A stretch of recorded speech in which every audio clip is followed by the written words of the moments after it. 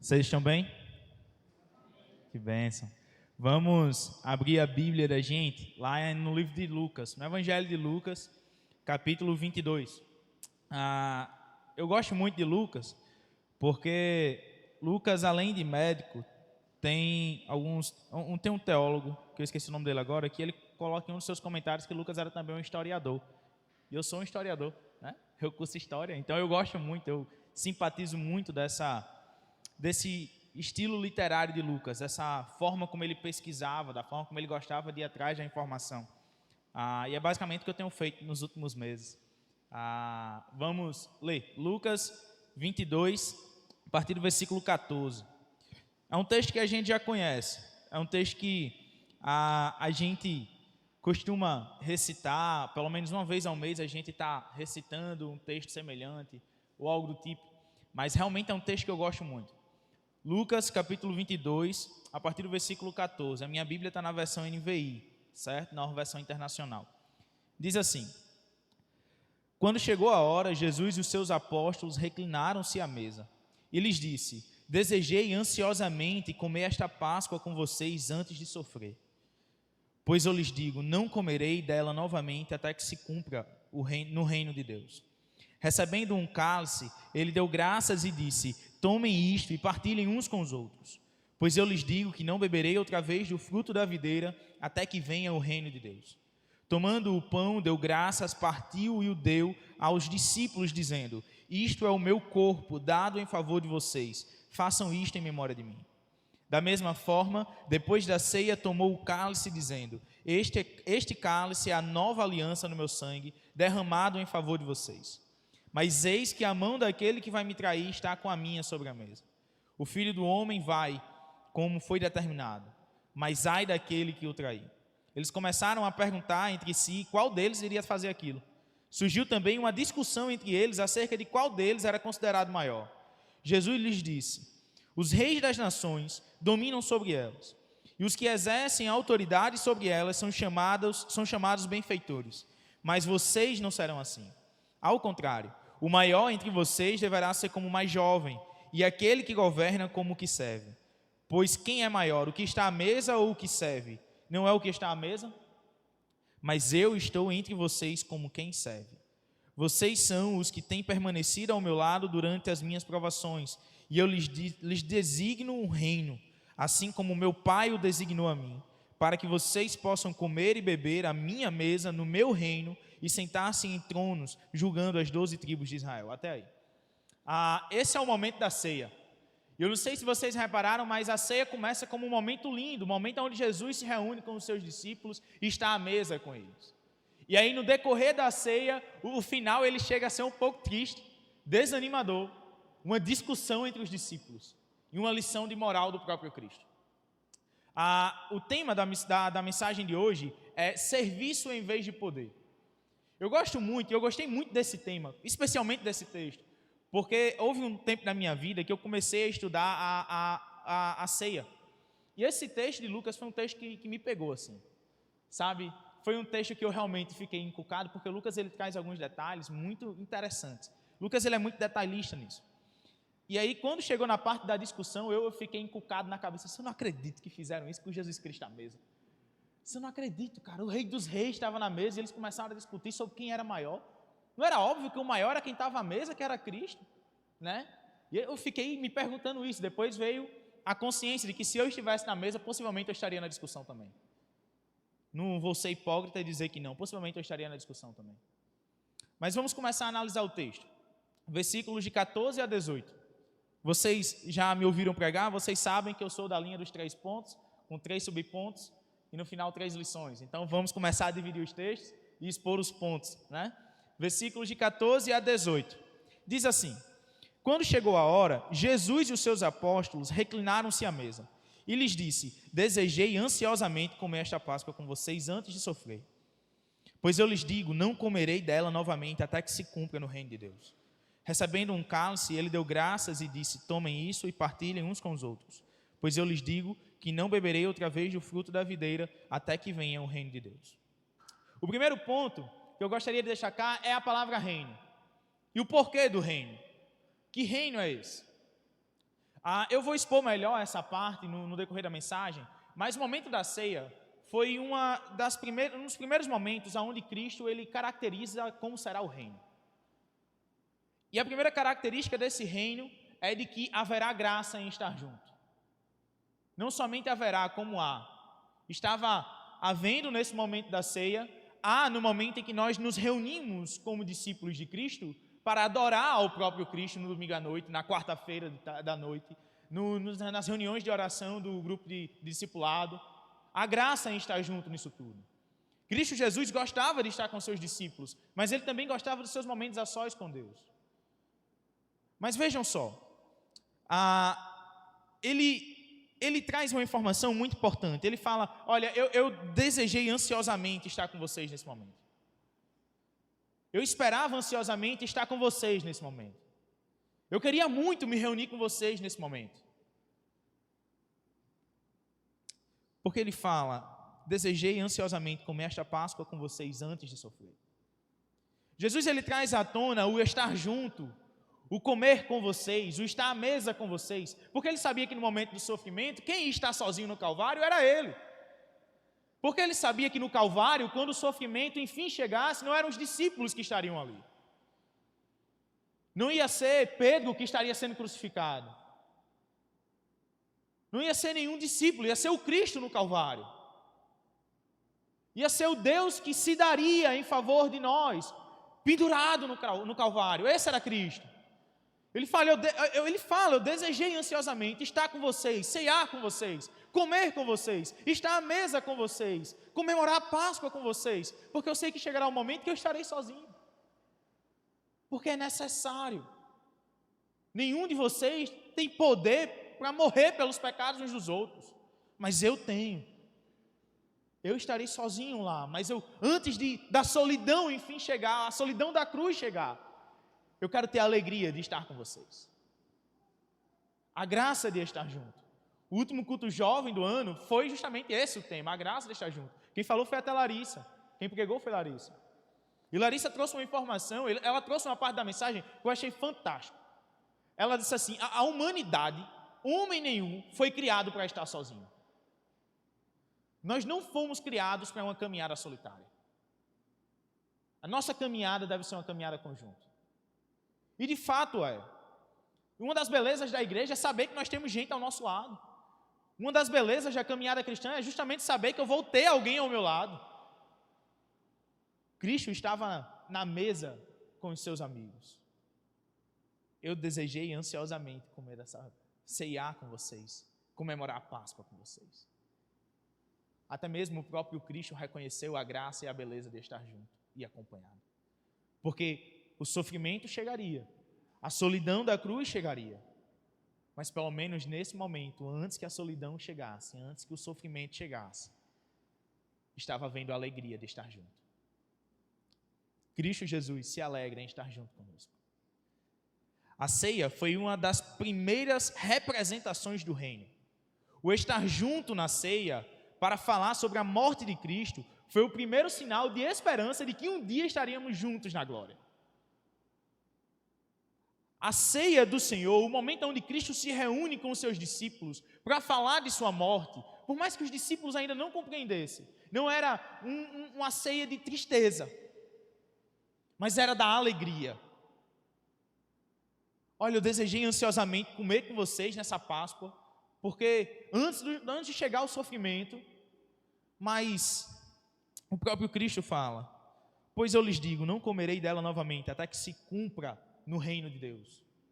Não foi até se um dia talvez acontecer novamente, mas foi até que se cumpra novamente no reino de Deus. A ceia do Senhor Jesus, naquele momento, a graça de estar junto, era um direcionamento de dizer, olha, apesar de ser a última ceia aqui neste lugar, ainda haverá mais uma. E será num canto muito melhor que esse. Será no reino de Deus. Não é qualquer reino, é o reino de Deus. Não é de qualquer rei, é do Deus soberano. Não é sobre qualquer governo, é sobre o governo do próprio Deus. É nesse reino que nós cearemos com o Senhor novamente. Esse é o reino de Deus.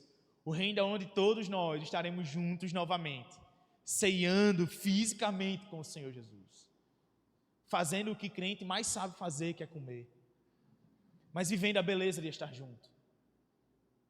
Essa é a graça, essa é a beleza. É saber que quando estamos juntos no domingo à noite, celebrando ao Senhor Jesus durante 1h30, 2 horas de culto, mas com a cabeça de que um dia haverá um culto eterno ao Senhor Jesus. Mas tendo a consciência de que um dia finalmente chegará um momento onde não será apenas 1h30, 2 horas de adoração, onde não serão 4 ou 6 louvores do domingo à noite, onde não será um momento de pregação e 2 momentos de oração, onde chegará um momento em que, enfim, o tempo, as horas já não será mais um fator limitador para que a adoração aconteça. É vir para o domingo à noite sabendo que um dia, no reino de Deus, o louvor será eterno, a adoração será eterna, estar na presença do Senhor será eterno. E saber que finalmente veremos a graça sublime de estar junto eternamente ao lado do Senhor. Vejam que beleza é o culto. Meu Deus, como eu amo isso. Precisamos levar a ceia a sério e não tratar como apenas uma tradição religiosa. Porque, sejamos sinceros, há aqueles crentes que só vêm para a igreja no dia da ceia, né?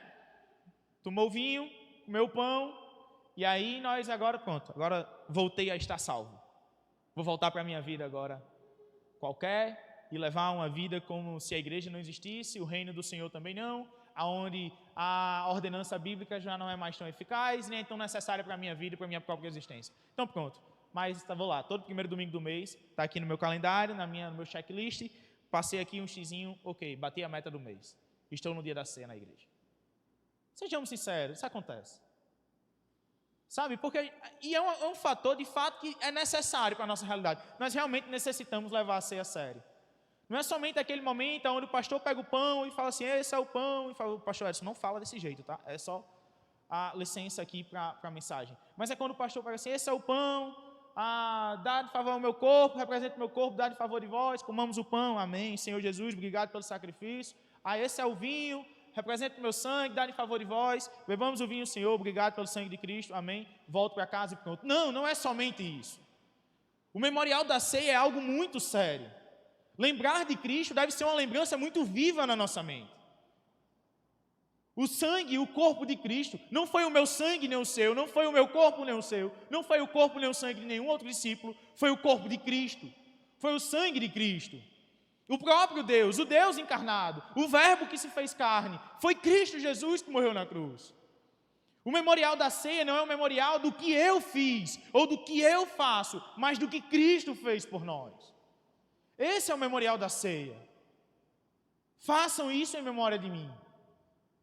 Não é em memória de vocês mesmos, nem da ação de vocês mesmos, nem das obras que vocês fazem, nem da boa ação que vocês têm em algum momento, nem daquele momento que você orou, ou daquele momento que falsamente você disse que se arrependeu. Não é fácil em memória de vocês, é fácil em memória de mim, de Cristo Jesus. A ceia nos lembra de alguém e de algo. Quem? De Cristo. Que algo? O sacrifício remidor dele, a morte e a ressurreição dele. Nós devemos levar o momento da ceia a sério. Cristo estava levando a ceia a sério nesse momento. Por que é que hoje em dia nós não levamos? Por que é que nós levamos como um rito religioso? Por que é que levamos como um mero tradicionalismo da igreja? Não! A ceia não é isso. É um memorial do sangue do corpo de Cristo, do sangue que foi derramado no Calvário, do corpo que foi esmagado pelos nossos pecados. Isso é a ceia. O memorial de que Deus se fez homem, habitou entre nós, morreu a nossa morte, levou sobre si os nossos pecados e nos deu uma salvação que nós não merecíamos, mas necessitávamos. É disso que a ceia está lembrando. Não é de nós. É do próprio Deus, do próprio Cristo. A segunda lição se encontra nos versículos 19 e 20, onde diz assim: tomando o pão, deu graças, partiu e o deu aos seus discípulos, dizendo: isto é o meu corpo dado em favor de vocês, façam isto em memória de mim. Da mesma forma, depois da ceia, tomou o cálice, dizendo: este cálice é a nova aliança no meu sangue, derramado em favor de vocês. O pão e o vinho, o corpo e o sangue, isto é o meu corpo dado em favor de vocês. Eu não sei se vocês já pararam para pesquisar sobre o que é serviço, o significado da palavra serviço. Serviço significa dar-se em favor de algo ou de alguém, ou dar-se em forma de trabalho. Isso é serviço. Cristo Jesus, ele estava pegando o pão que representava o seu corpo e dizendo assim: isso daqui é o meu corpo, dado em favor de vocês.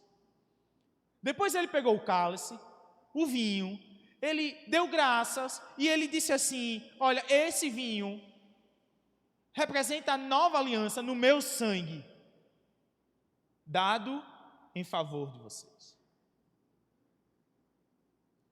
Cristo Jesus, no momento da ceia, ele se torna a personificação do serviço. Ele se torna a materialização do significado da palavra serviço. Ele pegou a palavra serviço e, para não falar assim, eu servi vocês, ele vai ainda mais profundo e diz: o meu corpo eu dei em favor de vocês, o meu sangue eu vou dar em favor de vocês. Toda vida que nós estamos ceando, que nós estamos com o pão e com o vinho, nós não devemos somente lembrar de que Cristo morreu por nós e tratar como se não fosse nada, mas nós devemos lembrar e dizer: Senhor, muito obrigado porque um dia o Senhor me resgatou, muito obrigado porque o seu sangue foi derramado em favor do meu, muito obrigado porque o seu corpo foi massacrado em favor do meu, muito obrigado, Senhor, porque o Senhor, Cristo Jesus, é o maior exemplo de serviço que eu posso tirar para a minha vida. Obrigado, Senhor, porque o Senhor foi a materialização da palavra serviço. Tem uma linha histórica, eu vou falar da minha área, tem uma linha histórica que fala que a cidade em si, não é apenas o desenvolvimento de uma vila, não é apenas o desenvolvimento econômico, o crescimento geográfico de uma comunidade, mas há uma linha histórica que fala que a cidade é a materialização de um determinado tempo histórico vivido por um determinado povo. Cristo Jesus foi a materialização do serviço demonstrado em favor de nós em um determinado tempo histórico que afetou a nossa existência por toda a eternidade. Esse é Cristo Jesus. Se você não sabe quem é Jesus Cristo, Jesus é aquele que morreu por mim e por você, quando no auge do nosso pecado, quando nós ainda nem sequer tínhamos nascido, mas já éramos pecadores e merecedores da ira da morte.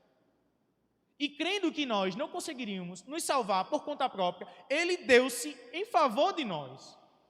Ele demonstrou o serviço, trazendo para si, para a sua própria vida, para o seu próprio ministério, a graça do serviço, dar-se em favor dos outros. De pessoas que ainda não haviam nascido, mas que ele já conhecia e já sabia que iria existir. Você foi salvo, eu fui salvo, nós fomos salvos muito antes de nossa existência, porque Deus já sabia que nós não conseguiríamos nos salvar por conta própria. A verdade é essa. E Cristo Jesus se materializa em serviço. O seu corpo foi dado em favor de vós, em favor de nós. O seu sangue foi derramado em nosso favor. Esse é Jesus Cristo. E isso é o serviço.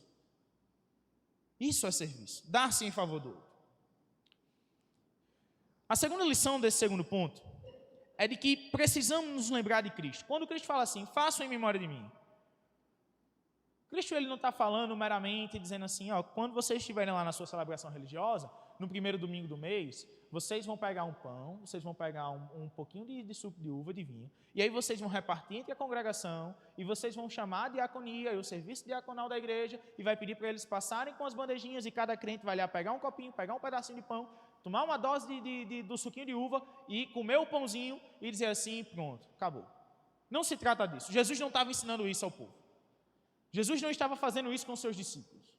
Jesus tinha uma mensagem extremamente séria a passar naquele momento. Jesus estava falando de um assunto extremamente sério. Jesus estava predizendo algo que ia acontecer e que iria afetar a vida da humanidade por toda a eternidade. Façam em memória de mim. Toda vida que nós estejamos, no momento de ceia, a nossa lembrança deve ser a de Cristo Jesus. E a lembrança de Cristo Jesus, ela deve ser extremamente viva na nossa mente. Afinal de contas, lembrar de Cristo não é somente no momento da ceia. Afinal de contas, não será somente no momento da ceia que nós nos lembraremos do Senhor Jesus. Iremos ser hipócritas demais e começar a levar a nossa vida como se Cristo não fosse nada. Cristo é tudo, minha gente. Texto de Colossenses 3:11. Cristo é tudo em todos. Em outras versões vai dizer que Cristo é tudo o que importa. Esse é Jesus. A memória de Cristo, lembrar do Senhor Jesus, deve ser algo tão eficaz na nossa vida e tão vivo que recentemente na EBD eu falei que lembrar de Cristo e a vida cristã, a vida com Cristo, ela deve ser tão comum em nosso meio que deve ser como beber água. A gente, quando está com vontade de beber água, que a sede bate, a gente não fica pensando como é que eu vou chegar até o bebedouro, qual copo eu vou escolher, qual é a marca da água que eu vou beber. Como será? A gente não fica pensando nisso, a gente só vai lá, pega um copo, bebe água e volta. Assim deve ser a memória de Cristo, comum. A lembrança de Cristo deve ser algo comum. Eu devo me lembrar do Senhor Jesus no comum da vida, no cotidiano, no diário, no ordinário. Não é somente lembrar de Cristo no momento da ceia e achar que pronto, já bati a meta do mês, acabou-se. Não se trata disso. A lembrança de Cristo Jesus e a memória de quem Cristo é deve ser tão latente em nossa vida como beber água. Se pararmos de beber água, morremos ou não. Se pararmos de comer, morremos ou não. Se pararmos de cuidar da nossa saúde, morremos ou não. Morremos. A morte chega.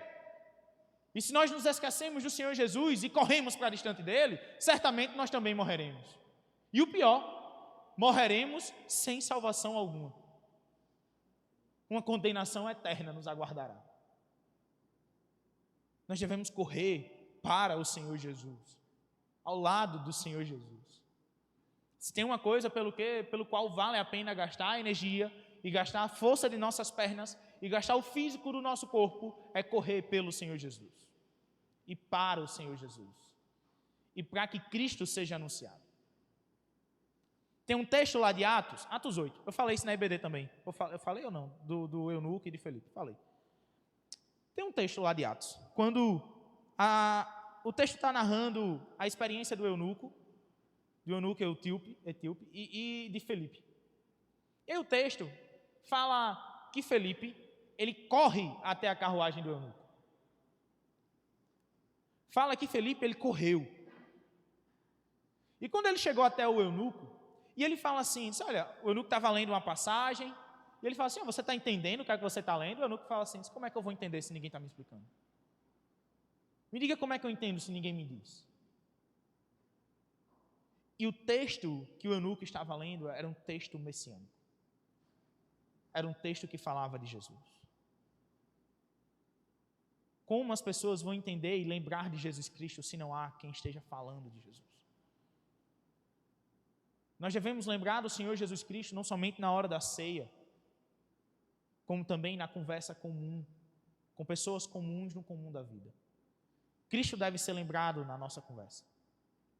Eu estava falando sobre isso hoje de manhã também, foi um tema que foi bem interessante.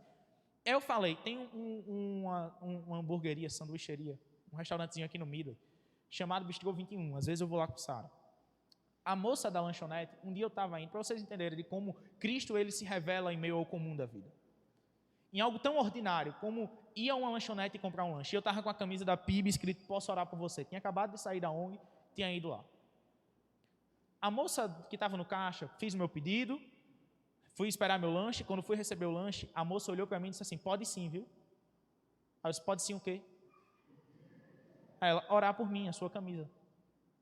Eu disse, sim, vou orar por você. Luana é o nome da menina.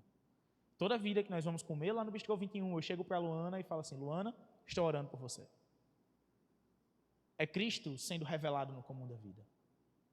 É Cristo chegando à vida de pessoas que estão no seu dia a dia comum de trabalho. É Cristo sendo revelado no dia a dia comum dos seus servos. Esse é Jesus. Isso também é serviço. Isso também é serviço. Dar-se em favor de Cristo. Quantos de nós estamos dando atenção suficiente ao Senhor? Quantos de nós estamos dando estamos nos dando em favor da obra missionária? Quantos de nós estamos dando de si algo em forma de trabalho e serviço para o Senhor Jesus? Vamos lá, quantos de nós? Minha gente, a gente se dá em favor de muitas coisas, muitas coisas. Às vezes nós nos dedicamos muito pela nossa empresa, entendo que é o trabalho, de fato, mas a gente se entrega de corpo e alma assim, sabe, para o trabalho, para que tudo aquilo dê certo, para que a empresa vá bem. Às vezes a gente está trabalhando na escola para quem é professor e a gente dá tudo de si assim, para que os alunos aprendam. Às vezes a gente vê que tem uns alunos que são uns terroristas, mas a gente vê que é uns alunos assim trabalhoso, mas a gente assim dá tudo de si para que o aluno aprenda. A gente faz tudo isso. Aí quando a gente chega na igreja, a gente fala assim, não vou não que eu estou cansado. E aí a gente se omite, né? Somos omissos em relação ao reino. A um reino que será eterno. A um reino, onde o reino terreno, um dia chegará ao fim. Mas um dia o reino eterno, de fato, se consumará e nós viveremos nele. Minha gente, pelo que é que nós temos investido tempo? Pelo que é que nós estamos nos desgastando? Qual é o reino que nós estamos querendo engrandecer ou ajudar? Para que Senhor nós estamos querendo servir e ser servos fiéis? Qual é o reino que nós estamos tentando engrandecer? É o reino da nossa empresa, o reino do nosso trabalho, o reino do nosso próprio prazer, ou o reino do Senhor Jesus Cristo, que é o Senhor de nossas vidas e Rei do Universo? Qual é o reino? Por qual reino nós estamos trabalhando? Qual é o Cristo que nós temos lembrado? O Cristo que morreu por nós, que nos salvou, ou aquele Cristo bonitinho que a gente só vê nas celebrações mais bonitinhas da igreja e depois a gente se esquece dele e pronto? Qual é o Cristo? Que Cristo tem reinado em nosso coração? Qual é o Cristo que nós temos lembrado? O terceiro ponto está lá em 21 a 30. E aí chegamos no grande ponto do tema da mensagem. Poder ou serviço, né? Serviço em vez de poder. Versículos 21 até 30, diz assim: Mas eis que a mão daquele que vai me trair está com a minha sobre a mesa. O filho do homem vai, como foi determinado, mas ai daquele que o trair. Eles começaram a perguntar entre si qual deles iria fazer aquilo. Surgiu também uma discussão entre eles, acerca de qual deles era considerado o maior. Jesus lhes disse: os reis das nações dominam sobre elas. Os que exercem autoridade sobre elas são chamados benfeitores. Mas vocês não serão assim. Ao contrário, o maior entre vocês deverá ser como o mais jovem, e aquele que governa como o que serve. Pois quem é maior, o que está à mesa ou o que serve? Não é o que está à mesa, mas eu estou entre vocês como quem serve. Vocês são os que têm permanecido ao meu lado durante as minhas provações. E eu lhes designo um reino, assim como meu Pai o designou a mim, para que vocês possam comer e beber à minha mesa, no meu reino, e sentar-se em tronos, julgando as 12 tribos de Israel.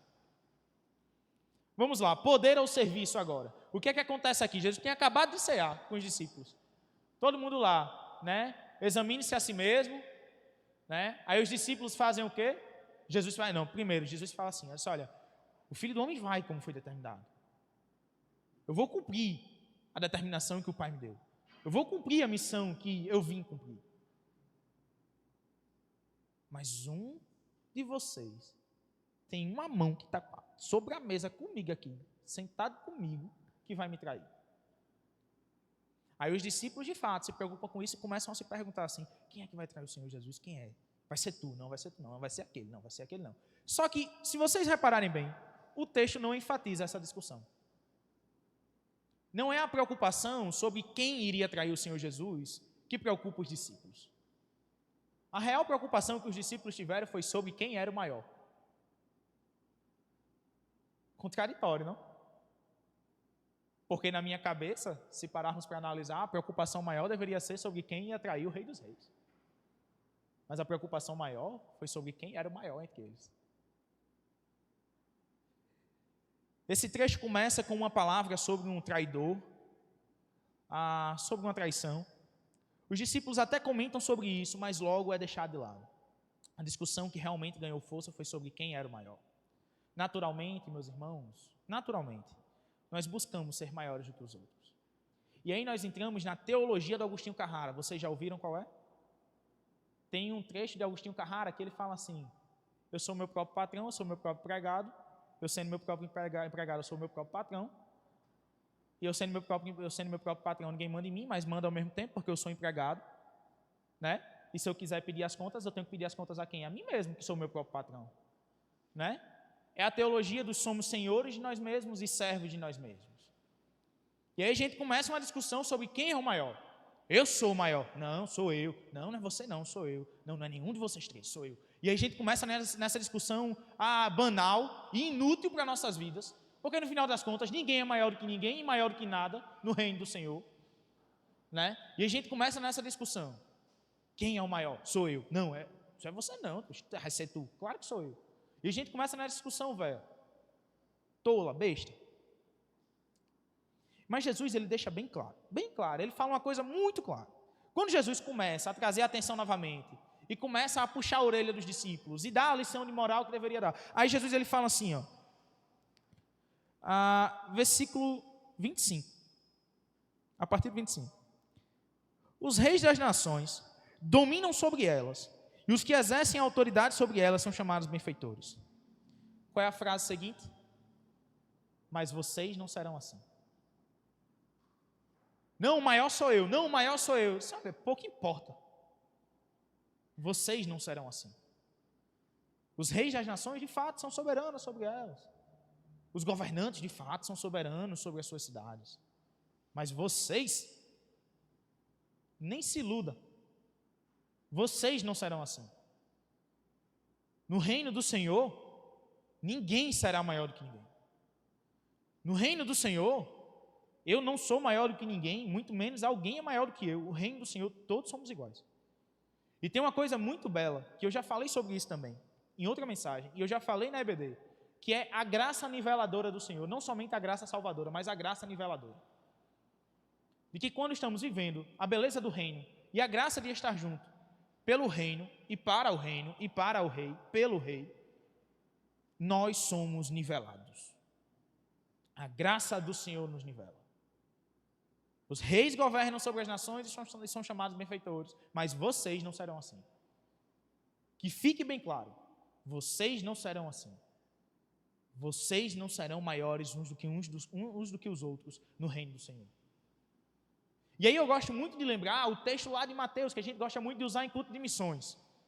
Mateus 9, passando pelas cidades e povoados, viu a multidão e compadeceu-se delas, porque estavam aflitas e desamparadas, como ovelhas que não têm pastor. Então chamou os discípulos e disse o quê? Oi? Orai ao Senhor da seara que mande trabalhadores. Orai ao Senhor da seara. Esse reino tem um Senhor. Ele não disse, orai uns aos outros, para que mande trabalhadores. Ele não disse, orai a fulaninho de tal, para que mande trabalhadores. Orai ao Senhor da seara. Esse reino tem um Senhor. Esse reino tem um rei soberano. O rei dos reis. O rei de todas as nações. O rei do universo. Esse é o Senhor da seara. O nosso Deus. Nós não somos senhores de nós mesmos. Nós não devemos servir a nós mesmos. Nós temos um rei soberano para quem servimos. E um reino governado por esse rei todo-poderoso ao qual pertencemos. E somos submetidos à sua autoridade. Esse reino tem um Senhor e não somos nós. Jesus se utiliza como exemplo de servo. É um texto muito legal também, é o versículo 27. Diz assim: pois quem é o maior? O que está à mesa ou o que serve? Não é o que está à mesa, mas eu estou entre vocês como quem serve. Quem é o maior? Não é quem está à mesa? Sim, Senhor, de fato. E por que é que eu sou o maior entre vocês? Não somente estou à mesa com vocês, mas estou servindo vocês. Ele se utiliza como exemplo de serviço. E qual é o exemplo de serviço que nós temos buscado ser? Né? Qual é o exemplo de serviço que nós temos assim almejado? Ser aquele que serve um domingo ao mês, Se é aquele que serve em alguma situação especial, se é aquele que serve somente em um momento ou outro, ou se é aquele que de fato serve no comum da vida, no mais ordinário dia a dia, no mais comum e simples servir ao Senhor. Tem um irmão que eu gosto muito de lembrar, lá de Parque Floresta, não sei nem o nome dele. E tinha um irmão lá em Nova Aliança também que ele fazia isso, na Igreja Batista Nova Aliança, de onde eu vim. Esse irmão, ele não fazia nada na igreja. Ele não cantava, ele não pregava, ele não ensinava, mas ele fechava todas as janelas e desligava todos os ventiladores. Era o ministério dele, sabe? E era o melhor ato de serviço da igreja, porque todo culto, toda a programação que tinha na igreja, ele passava de ventilador em ventilador, ele passava de janela em janela, vendo os quatro ganchinhos que travavam a janela, vendo um por um. Ele trabalhava com zelo, no maior ato simples, de simplicidade que ele poderia ter, mas no maior ato de serviço que ele se encaixava a servir. Nós somos chamados a servir ao Senhor no comum da vida. O serviço a Deus deve ser algo extremamente comum. Cristo Jesus é maior do que nós, mas ainda assim Ele foi um servo. Nós não somos maiores do que ninguém e queremos ser senhores. Nós servimos a alguém por uma causa e por algo. Cristo deve ser o nosso Senhor. O Evangelho deve ser a nossa causa e o reino dos céus a nossa finalidade. Deus nos deu a graça de sermos servos do Rei do Universo. E nós queremos ser imperadores das nações. Nós queremos ser imperadores da nossa própria vida. E aí nós vivemos como Agostinho Carrara, né? Como nosso próprio patrão e nosso próprio pregado. Quero obedecer às minhas próprias vontades e dar uma ordem nova às minhas próprias ações. E quero ser o imperador dos atos de serviço do meu próprio corpo com o meu próprio bem-prazer. Mas nós temos um Rei do Universo que é sobre tudo e sobre todos, que está em todos, que veio até nós como um servo. Cristo Jesus, no final das contas, sempre será o maior exemplo de serviço que a gente consegue ter. E sempre será o maior exemplo de serviço que a gente deve seguir. Esse é Jesus Cristo. Serviço ao poder, o que é que nós temos buscado? Serviço ao poder, o que é que nós queremos? Nós queremos ser aqueles que servem ou aqueles que mandam em tudo? Nós queremos ser servos do Rei do Universo, do Rei das Nações, ou queremos ser imperadores da nossa própria vontade? Quem nós queremos ser? Porque viver nessa dualidade não dá, gente. Ou nós somos servos fiéis ao Senhor, ou nós somos servos infiéis que pensam que são senhores. Mas viver na dualidade da vida, de que eu sou servo de mim mesmo e senhor de mim mesmo, e ao mesmo tempo servo do Senhor Jesus, não dá. Me perdoe, mas não dá para viver nessa dualidade. Nós temos uma decisão a tomar. Sabe, quem é você nesse momento eu não sei. Mas eu sei quem eu espero que você seja. Servo do Senhor Jesus e somente isso. Teve um dia que eu estava... Na verdade foi um congresso que eu assisti online. E o pastor ele estava falando, e ele disse que uma irmã, uma criança da igreja, chegou para ele e disse assim: pastor, se o senhor pudesse ser qualquer personagem bíblico, quem o senhor seria? E ele disse assim que ele ficou sem saber o que responder, e ele começou a examinar. Ele disse, Moisés. Disse, não, Moisés tinha... Não tenho como ser Moisés. Não, eu queria ser Paulo. Muito menos eu consigo ser Paulo, não tenho como ser Paulo. Disse, não, eu queria ser, sei lá, o Lucas. Não, Lucas não tem como. E ele começou a fazer esse negócio. E ele disse assim, eu só queria ser o jumentinho que carregou Jesus na entrada de Jerusalém. Aparece nesse texto, nessa passagem, cumpriu o seu serviço, carregou o mestre, esteve num ato de celebração ao Senhor Jesus e saiu de cena, mas cumpriu a sua missão. Até uma comparação engraçada, mas quem dera que nós fôssemos apenas jumentinhos que cumpriam a sua missão e pronto. Quem dera. Mas ao invés disso, a gente quer ser senhor de tudo e mandar em tudo e mandar até mesmo no próprio Senhor, né? Porque às vezes a gente fala assim, Senhor, eu quero isso, eu quero aquilo, faça isso, faça aquilo, e a tua vontade, que nada, né? Esqueça. A minha vontade, pronto. A do Senhor a gente pensa depois. Senhor, a gente começa a olhar assim e, gente, não dá. Cristo Jesus, o maior de todos, aquele que é tudo em todos, aquele que é tudo que nos importa, ele serviu. Ele trabalhou a diaconia, que é justamente servir um ao outro. E ele era Senhor dos senhores. É Senhor dos senhores. E ainda assim serviu. Aí nós, que não somos divinos, que não somos donos do universo, que não somos o Criador disso tudo, queremos ser donos da razão, donos de nossa própria vontade e donos do próprio Senhor, que é Senhor de tudo isso. Façamos um favor a nós mesmos. Nos humilhemos diante do Senhor, diante dessa situação. Cheguemos para o Senhor e dizemos: Senhor, não dá não, Senhor. Desculpa todas as vezes que eu pequei contra o Senhor. Senhor, desculpa porque eu realmente não... Eu quis ser mais do que eu fui criado para ser. Cristo Jesus sempre será o maior exemplo de servo e de serviço que a gente pode ter. Eu encerro a mensagem por aqui. Terminei o terceiro ponto do terceiro ponto. Estou satisfeito. Mas nesse momento eu quero fazer algo com vocês. Eu quero que você tire um momento de oração. Eu quero que seja um apelo agora.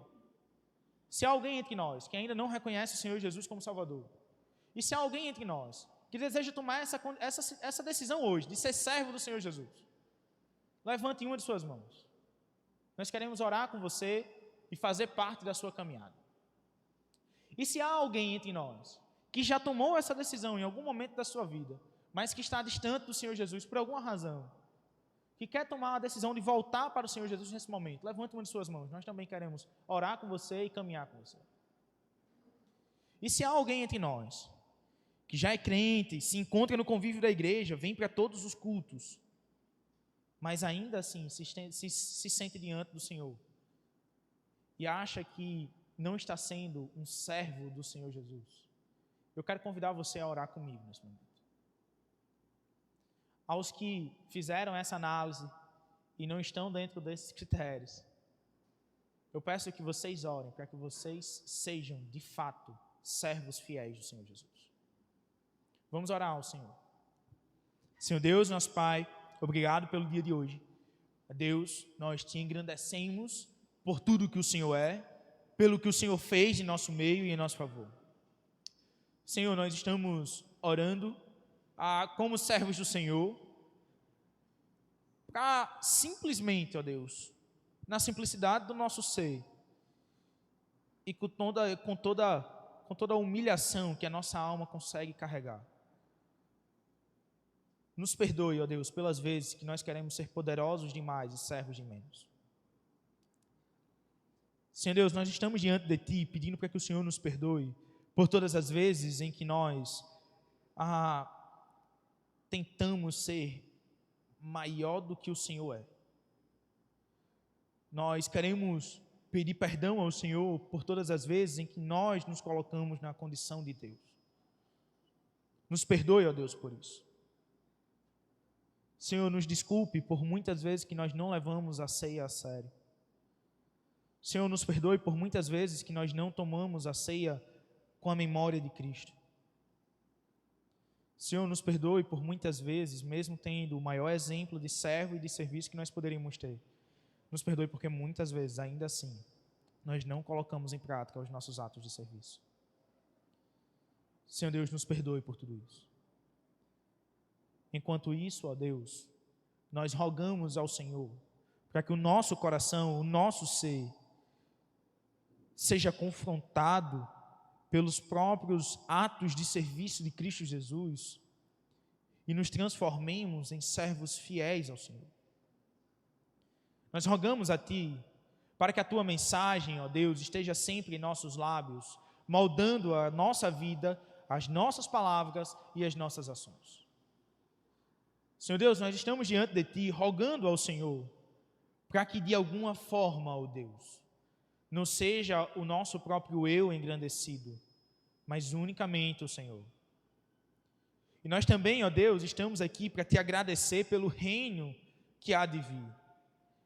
Te agradecemos porque o Senhor nos permitiu, nos salvou, para que nós vivêssemos a beleza de ser pertencente a um reino que é eterno. Senhor, nós queremos te agradecer porque um dia o Senhor nos salvou. E antes de morrer, o Senhor ainda colocou em nós a esperança de que um dia nós estaremos sentados à tua mesa, ceando contigo. Senhor, muito obrigado por isso. Que a tua memória, que a tua palavra, que o teu reino seja sempre lembrado em nosso coração e em nossa mente, transformado em ações na nossa vida, no mais comum da vida. Que o Senhor seja sempre, de hoje e até a eternidade, por toda a eternidade, adorado por nós. Que o nosso coração esteja tão somente em Ti, que os nossos atos de serviço sejam tão somente para engrandecer ao Senhor, que a adoração dos nossos lábios, da nossa alma, seja tão somente para engrandecimento do Teu nome, e que os nossos atos de serviço, as nossas ações, sejam tão somente para engrandecimento do Teu reino. Senhor Deus, essa é a nossa oração. No nome do Senhor Jesus Cristo. Amém.